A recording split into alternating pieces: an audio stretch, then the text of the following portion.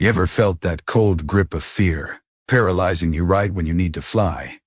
It's like standing at the edge of a cliff, knowing you have wings but refusing to jump. We build invisible cages around our greatest dreams, convincing ourselves it's safer inside, away from the winds of risk and the unknown. I remember a time I almost let fear win, retreating from a crucial decision because the potential fall felt too steep. It crushed my spirit for weeks. But then I thought of every great story, every breakthrough.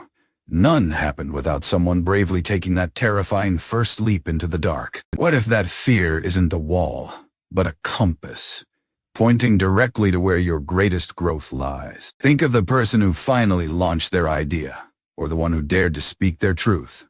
They didn't wait for courage. They created it by acting. It's not about being fearless. It's about feeling the fear, acknowledging it and doing it anyway, even if your hands are shaking. So what's one tiny step you can take today? Just one. Send that email. Make that call. Start that sketch. Your courage isn't just for you. It's a beacon, silently inspiring others to step out of their own shadows. Don't let your greatest regret be the dreams you never pursued. Leap. Your future self is waiting to high-five you.